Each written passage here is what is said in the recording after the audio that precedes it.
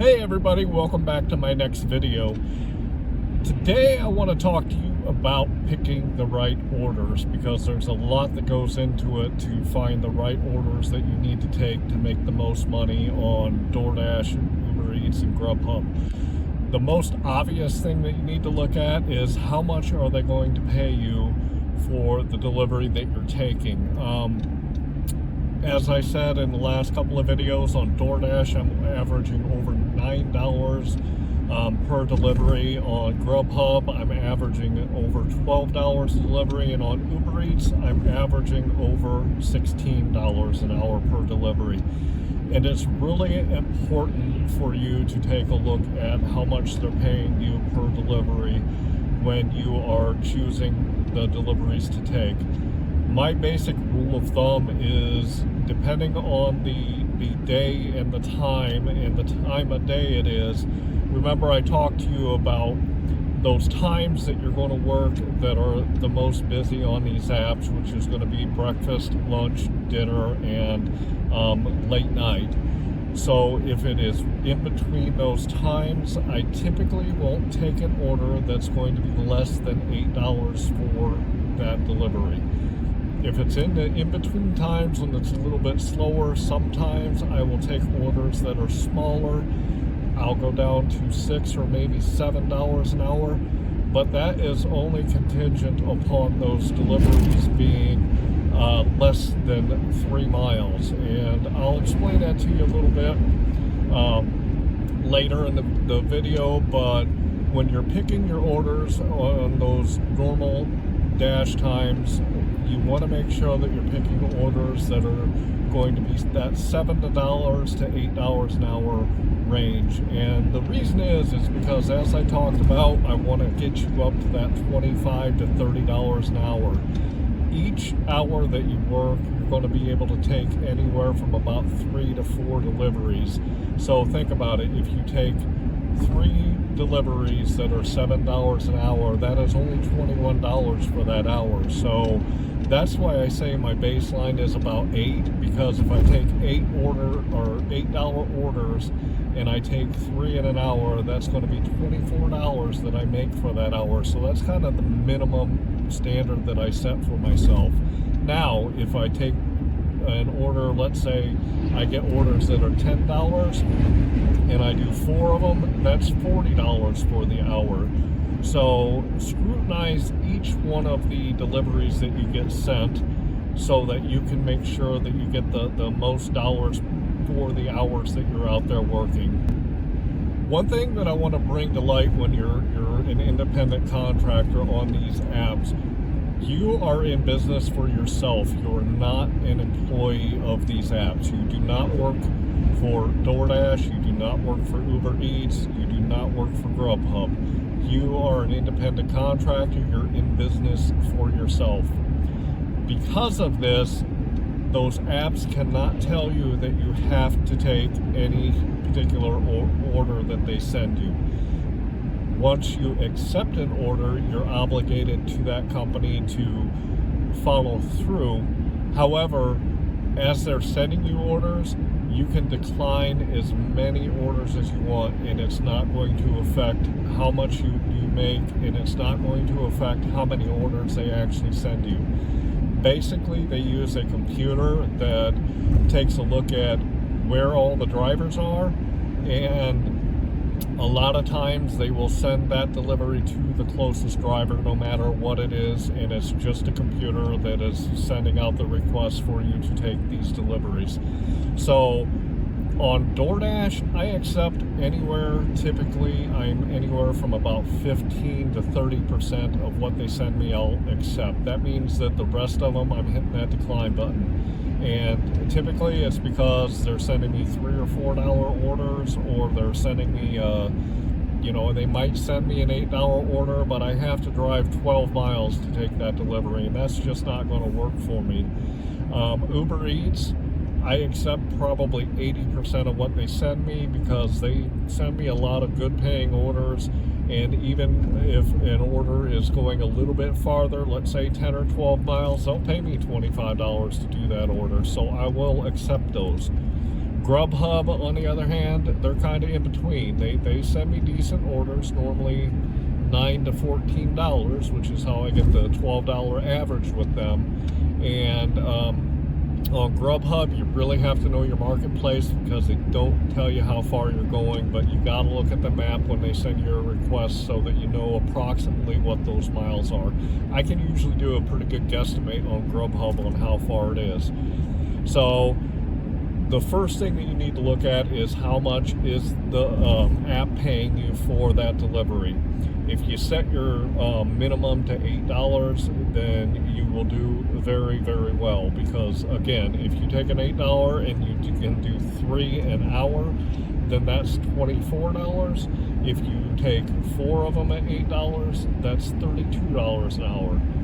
Your goal isn't try to necessarily hit $30 for every hour you're working, because some hours you might make $18 and then other hours you might make $35. So you really want to make sure that you're picking those orders that are going to get you at your overall goal for your shift. The next thing that you really want to pay attention to is how far do you have to drive to take that delivery. Basically, you want to know from where you are to the restaurant and from the restaurant to the delivery point, what is that total miles? Typically with DoorDash, I will do 3 miles or less, sometimes 4. Uber Eats, I will do a little bit more because they pay me a lot more, and with GrubHub, since they're kind of in the middle, I'll typically do anything that's about 6 to 7 miles. One of the most important things that you got to pay attention to when you're thinking about taking an order with the miles is you got to remember that the place that you are going to get the best orders is going to be where the restaurants are that have those orders to give you. So when you're thinking about taking an order and looking at the miles, you really want to know how far away it is, and you also want to know where is that endpoint going to be, because if that endpoint is not in a hot spot, and if you listen to my last video, I talked about how you need to define where your own hot spots are once you figure out what you're doing.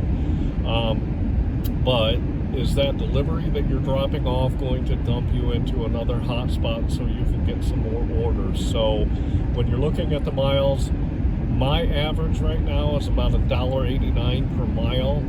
I've been as high as over $2. And when I look at orders, I will not take anything that's going to be less than $1.50 a mile. And that's just my limit, and that's one that you should follow also. So anyway, if I get an order request and it's, let's say, $8, has to be, 4.5 or less miles. We'll round it to 4 just to make the numbers easy, because 4 miles on $8 will give you $2 a mile. You got to remember, you are driving out here, you're putting miles on your vehicle, you are spending your gas money, and you're having to pay for maintenance on that vehicle that is going to need more maintenance because you are making these deliveries. So you want to get a good dollars per mile average so that you're using your vehicle wisely while you're out there. One thing that I want to talk about when it comes to your dollars per mile is you'll find some YouTubers out there that are going to tell you that you should take a $3 order or a $4 order that's going 1.5 miles to 2 miles because you're making good dollars per mile. And while this might be true, you're getting a very good dollar to mile ratio. Your dollar to time ratio is going to suck. And I'll explain it to you this way. Regardless of how short the distance is from where you are to pick up and from where you are to pick up to drop off, you're still going to have to drive to the restaurant. You're going to have to go into the restaurant, and you might have to wait 5 or 10 minutes before you get that order, and then you're going to have to pick up that order and deliver it to the customer, and then get out of your car again and drop it off to that customer. So let's say that in the worst case scenario, you're taking 15 minutes of time to take that delivery, even though it's only 1.5 miles or 2 miles. If you're getting paid, let's say, $3 for that order, and it's going 1.5 miles, that's an average of $2 per mile, which is really good. But if you consider the fact that it's going to take you 15 minutes to take that delivery, that means that you can do 4 of those deliveries per hour. What's 3 times 4? That's only $12. So in that situation, and when you're talking about those small orders for very short miles, if you're taking those really low paying ones, you're still not going to make a whole lot of money, because you're going to have to still do all the activities to get that order, and then get that order dropped off to the customer. So and just because it's a $3 order doesn't mean that the restaurant is going to get you that order any quicker.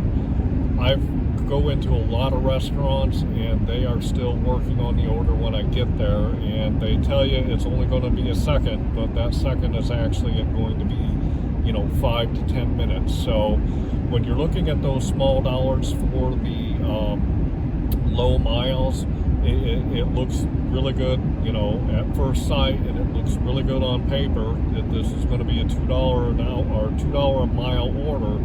In reality, though, it's not a good order for you to take. I will tell you that there are times where I will take, maybe a $5 or $6 order, because I've had a good order from Uber Eats, had to drive about 10 miles, didn't put me into a real good hot zone, so I'm going to have to drive back 5 miles to get to that hot zone. So sometimes I will take an order that, let's say, is $5, because that Uber Eats order might have taken me 45 minutes to do, and they're going to pay me $25 for that order. So that's really good, but it's going to deadhead me back to my hot zone for 5 miles. So that means that I got a 15-minute window that I can grab another quick order. So sometimes I will grab an order from, let's say, McDonald's in my area, because they are very fast at getting the orders out to me. So I will grab a $5 order that's going 1.5 miles or 2 miles if it is going back to that hot zone. So instead of making that $25 for that hour, I can bump it up to $30, and that'll keep my dollars per hour higher. But generally speaking, stay away from those lower dollar orders.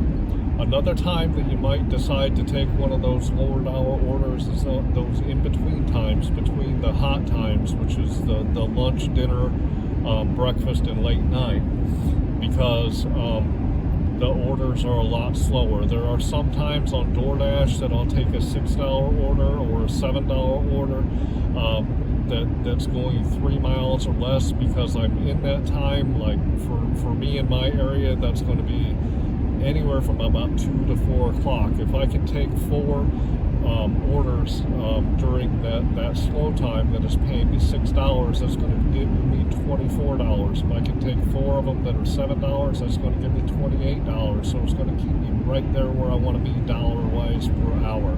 And then I rely on those busy times to give me the boost of money that I need to keep me up around that $30 an hour. So make sure that you're really, really paying attention to those small orders when they send you them, because you want to make sure you're getting the most dollars for the time that you're out there. So some other YouTubers might tell you some other good areas to look at when they talk about their metrics, and they talk about what you should be paying attention to. And if it's what you want to pay attention to, that's fine.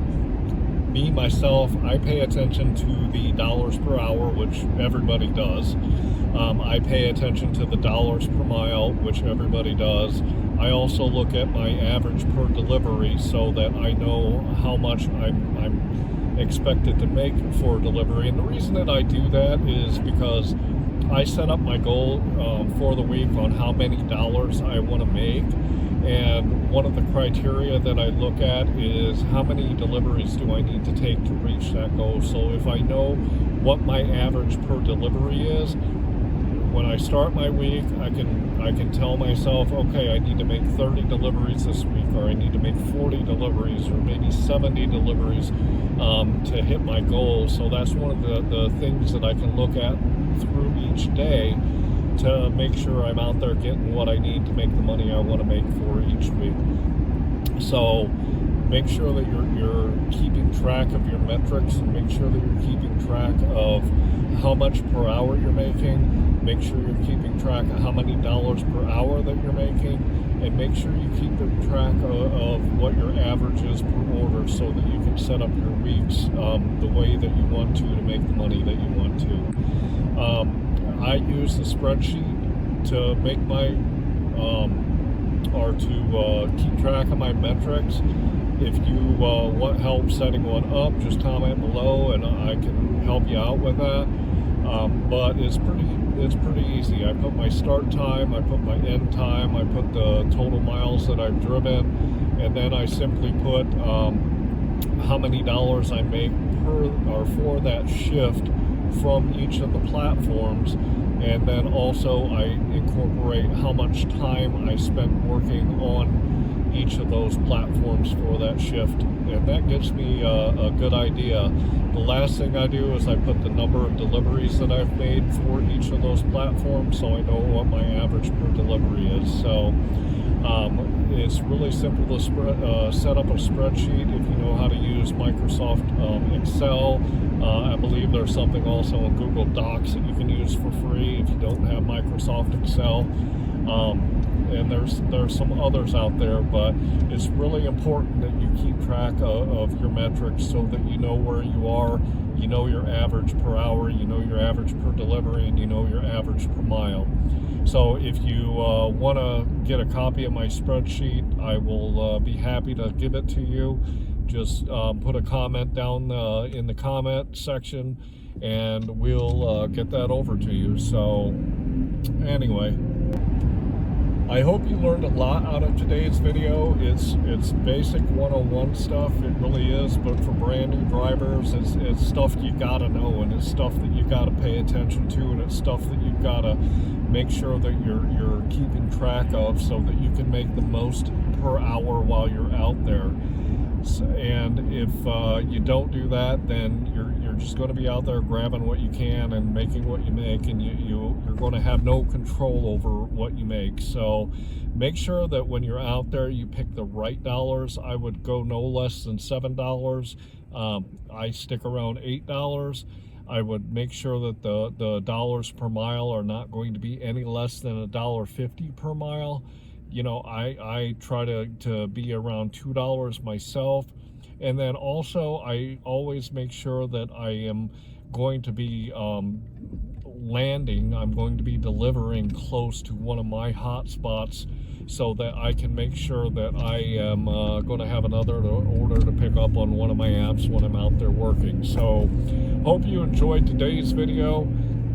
Really would like you to subscribe, and I would like you to hit that like button so my videos can get out in front of other people, and share the video if you know other people that are starting to do DoorDash and Uber Eats and GrubHub. Share this video so that they can learn too, and I'll see you next time.